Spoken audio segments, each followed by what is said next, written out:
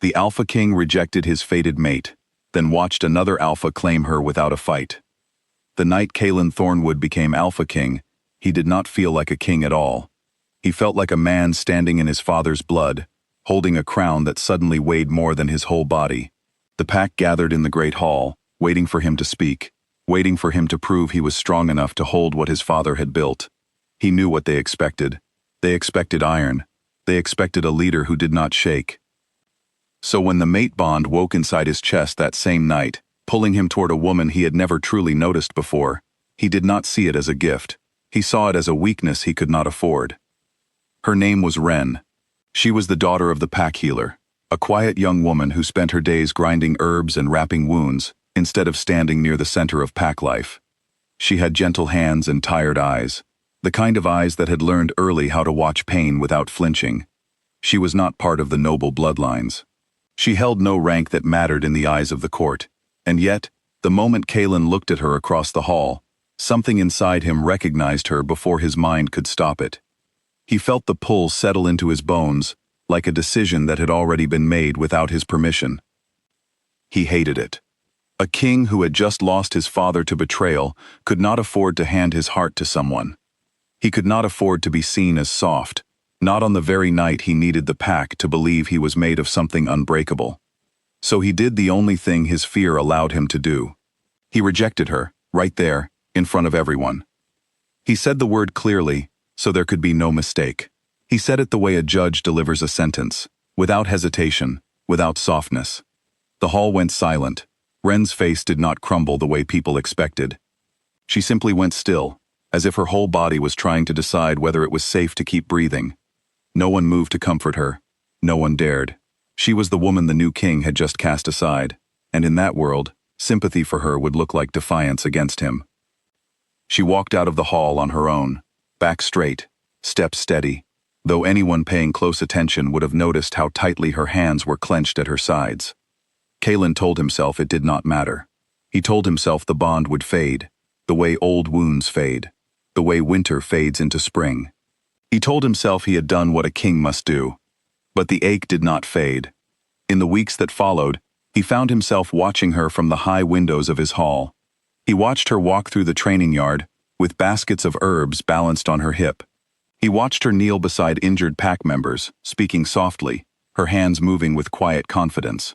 He watched her laugh once, with a group of children, a real laugh that lit up her whole face, and something in his chest twisted so hard he had to step back from the window. He was the one who had rejected her. He had no right to feel anything when he saw her smiling without him. But the bond did not care about rights. It only cared about truth, and the truth was that some part of him had begun to search for her without meaning to, the way a person searches a room out of habit, even when they know what they are looking for is not there. He told himself this was simply what all men who reject their mates must feel, a phantom pain, nothing more. He was wrong, and he would learn just how wrong before the season ended. The visit came without much warning. Alpha Ronan Voss, leader of the Ashmark pack, arrived under a banner of trade and peace. He was a broad, calm man, known across the Northern Territories for being fair rather than fierce. He did not raise his voice. He did not need to. People listened to him because he had earned it, not because they feared him. Kalen welcomed him with the formal courtesy expected between allied packs, never suspecting that Ronan's eyes would land on Ren within his first hour in the territory. It happened at the healing house. Ronan had a deep scrape along his forearm from the long journey, and Ren was the one called to clean and wrap it. She worked with her usual quiet focus, unaware that the alpha across from her was watching her hands with far more attention than the wound required. "You're very calm for someone about to touch a stranger's wound," Ronan said, his tone light. "You're very talkative for someone bleeding," Ren replied without looking up. He laughed, surprised by her honesty. Most people softened their words around alphas. She did not. That single exchange planted something that grew quickly over the following days. Ronan found reasons to stay longer than the trade discussions required. He found reasons to walk past the healing house. He asked Ren questions about the herbs she used, the injuries she treated, the way she seemed to carry the whole pack's pain without ever complaining about her own. He noticed things Kalen had never bothered to notice. He noticed that she always gave her portion of dessert to the youngest pups. He noticed that she flinched slightly whenever someone raised their voice too quickly, though she never explained why. He noticed that she never asked anyone for help, not even when her hands were shaking from exhaustion after a long day of tending wounds. Ronan did not chase her. He did not perform grand gestures. He simply stayed close, patient and steady, the way a person waits by a door they believe will eventually open. At the harvest fire that season, the entire pack gathered to celebrate the end of the hard months. Ren attended quietly, as she always did, standing near the edge of the crowd rather than the center. Ronan walked over and stood beside her, close enough that anyone watching understood exactly what it meant. He did not touch her. He did not need to. His presence beside her spoke clearly enough. He wanted what Kaelin had thrown away. The murmurs spread through the crowd within minutes. There would be no fight between the two alphas, no declaration of rivalry, no battle for her hand. There did not need to be one. Kaelin had already given up his claim the night he rejected her. Ronan was simply picking up what had been left on the ground. Kaelin watched all of this from across the fire, his jaw tight, his hands curled into fists he did not remember making. His wolf, silent since the night of the rejection, finally stirred. It was not a growl. It was smaller than that, more like a wound reopening. He told himself it was nothing. He told himself kings did not feel jealousy over decisions they had made themselves. But he could not look away from the way Ronan's hand rested gently near the small of her back, protective without being possessive, warm without being demanding. He could not look away from the way Ren, for the first time in weeks, looked like she was breathing easier. Over the following days, word spread that Ren had agreed to travel with the Ashmark pack when Ronan's visit ended. She had accepted, not with excitement, but with the calm relief of someone finally choosing peace over familiar pain. Kaelin heard the news from one of his advisors, delivered carefully, as though the man expected an explosion of anger. Instead, Kaelin simply nodded and said nothing. That night, he could not sleep. He walked the grounds alone, past the training yard, past the healing house, until he found himself standing at the edge of the river, where Ren often gathered herbs at dawn. He did not know why his feet carried him there. Perhaps some part of him hoped she would be there one last time. She was.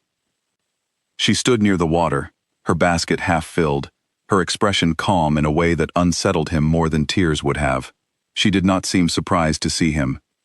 "You're leaving tomorrow," he said, though it was not really a question. "Yes," she answered simply. He wanted to ask her to stay. The words rose in his throat, but he swallowed them back down, because some part of him understood he no longer had the right to ask that of her. He had given that right away himself, on the very night he needed her most, and chose fear instead. "I was afraid," he said instead, the words coming out rougher than he intended. "Afraid of what it would mean to want you. Afraid of what the bond would cost me, right when I needed to look strong." Ren studied him for a long moment, not with anger, but with something quieter and more final. "You didn't lose me to him," she said, nodding toward the direction of the Ashmark camp. "You lost me the night you decided I was a burden instead of a person. Ronan didn't take anything from you. You handed it to him yourself." Her words landed harder than any blow could have. He had no defense for them, because they were true. "I don't expect you to forgive me," he said quietly. "I don't need you to expect anything from me anymore," she replied. "That's the part you never understood. You thought rejecting me meant control. It just meant I stopped needing your permission to be happy." She turned and walked back toward the camp, her steps steady, her basket still in hand, leaving him standing alone by the water with nothing but the sound of the current and the weight of his own choices. The next morning, the Ashmark pack prepared to leave. Kaelin stood on the balcony of his hall, the same place where he had once rejected her in front of the entire pack. Now the whole pack gathered again, this time to watch her leave peacefully, without struggle, without a single voice raised in protest. Ronan walked beside her, his hand resting lightly at her back, guiding her gently toward the horses. Ren did not look back at the hall. She did not look for Kaelin among the crowd. She simply walked forward, toward a life that finally felt like her own. Kaelin watched until they disappeared over the hill, the crown on his head suddenly feeling heavier than it had on the night he first wore it. He realized, standing there, that he had won every battle a king was supposed to win. He had secured his throne. He had proven his strength to his enemies, and his allies alike. And yet none of it filled the space that opened in his chest the moment she walked away. His advisors spoke of new alliances, new plans, new strategies for the coming season. He nodded along, though his mind stayed fixed on the empty road beyond the hill. In the months that followed, reports came occasionally from the Ashmark territory. Ren was doing well. She had become respected among her new pack, valued not just for her healing skills, but for her quiet strength, the same qualities Kaelin had once overlooked. Ronan treated her with steady patience, never demanding, never dismissive, simply present in the way she had always deserved. Kaelin never spoke of her again in public. He ruled his pack with the same firmness he always had, and no one dared question why the mate bond scar never seemed to fade from his eyes. He had taught his people, without meaning to, exactly what his mercy was worth. And in turn, he learned to live with the quiet understanding that some doors, once closed by his own hand, simply did not open again. There was no war fought over her. No dramatic reversal, no last-minute declaration of love that changed everything.